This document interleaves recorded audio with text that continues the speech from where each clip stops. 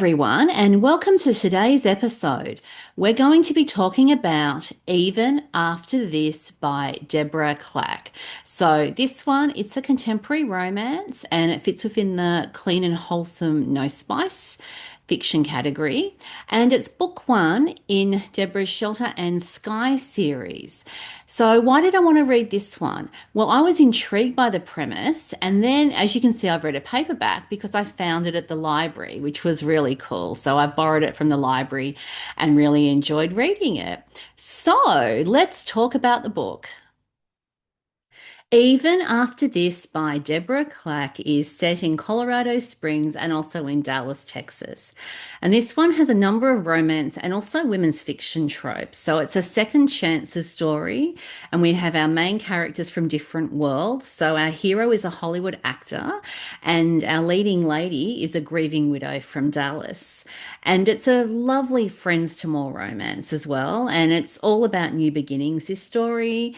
And as I said, with the women's fiction themes, it really is a deep and emotional read, and in some places, a hard read.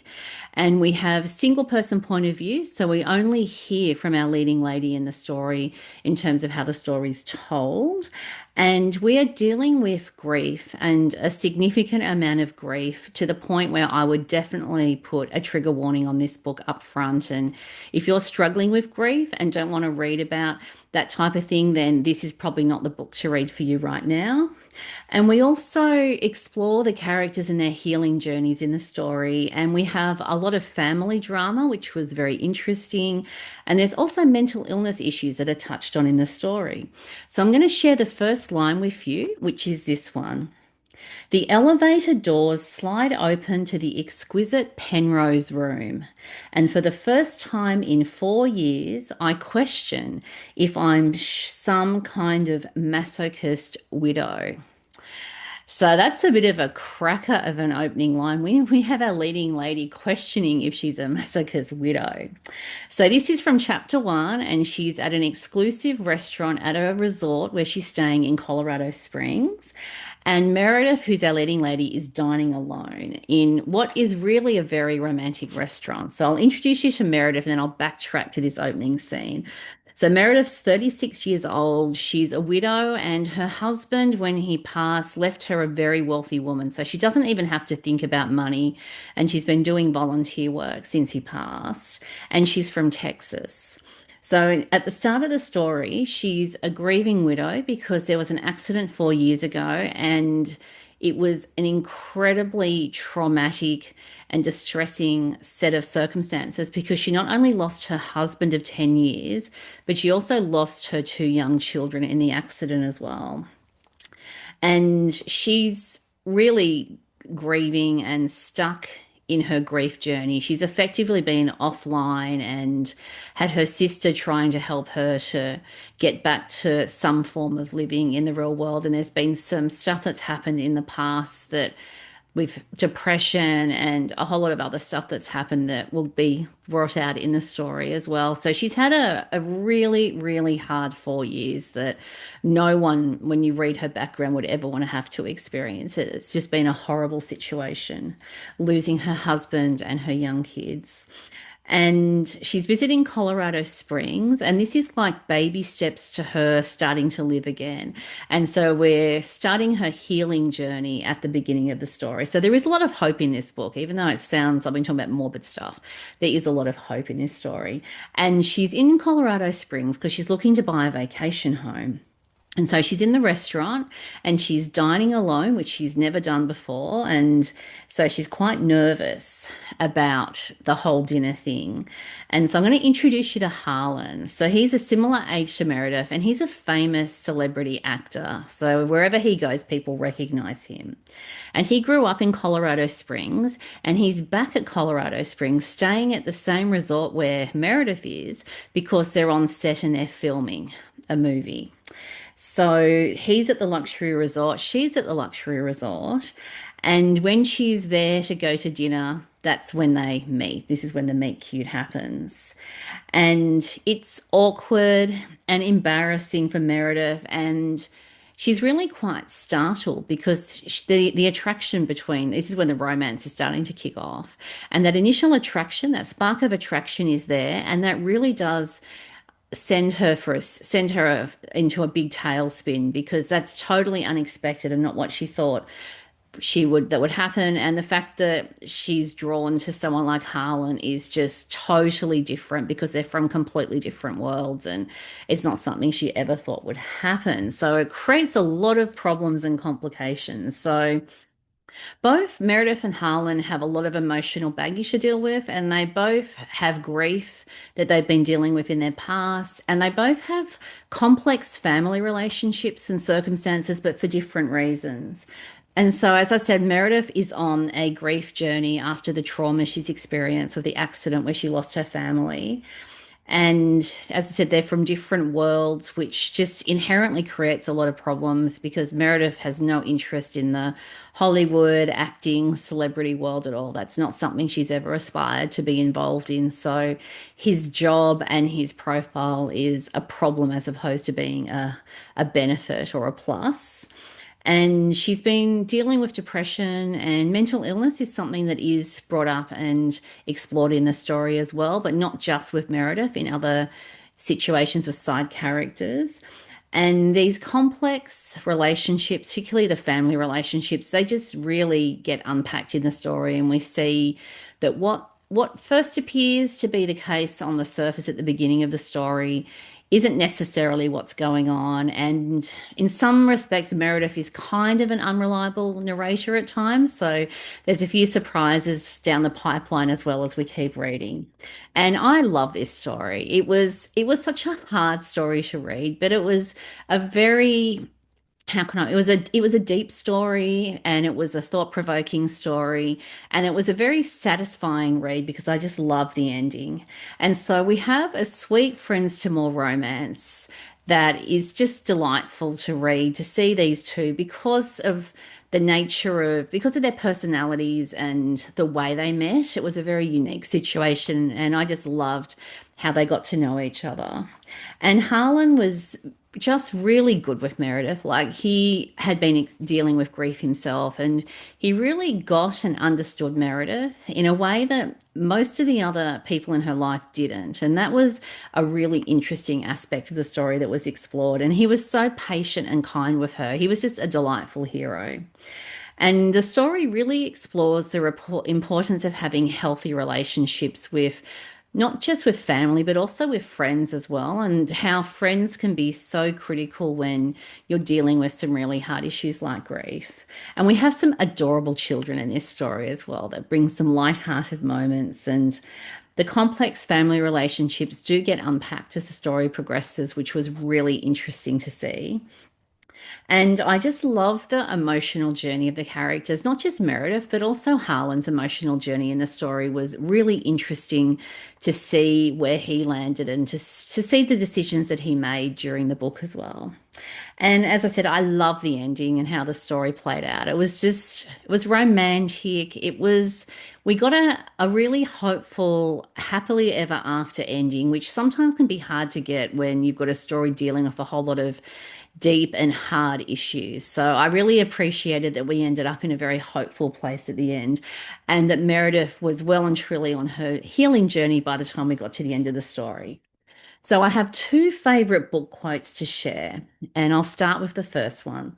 Sometimes closure means you're grasping the hope that came from the past and letting it tether you to possibilities in the future.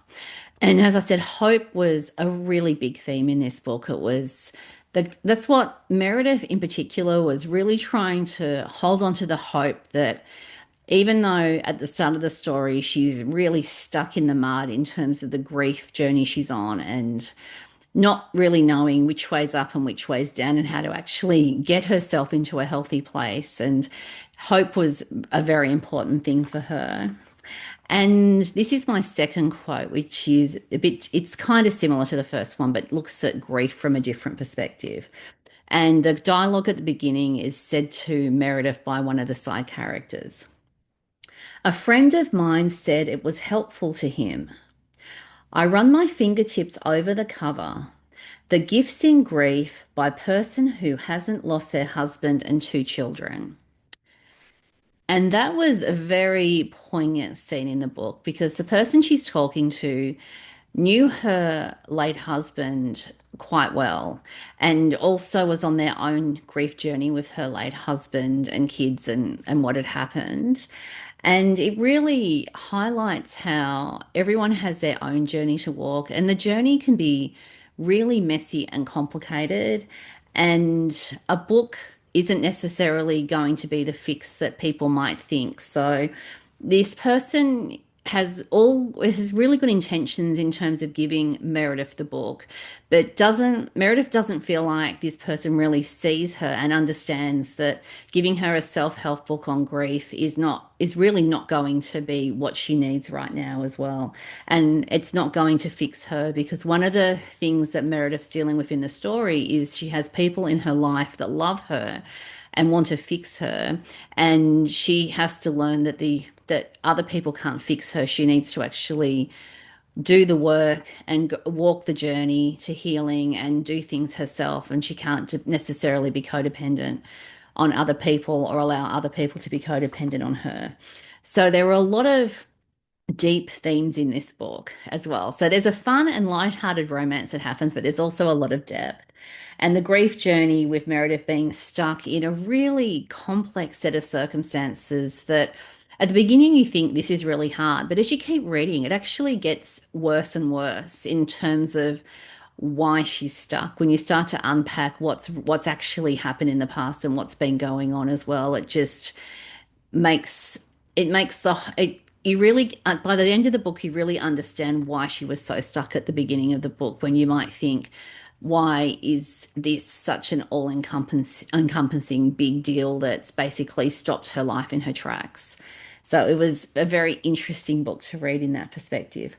And we also have characters dealing with trust issues for different reasons as well. They've both been hurt by other people, hurt by the harsh circumstances of life and accidents that you can't control. And so learning to take a step out in faith and trust again is a big deal.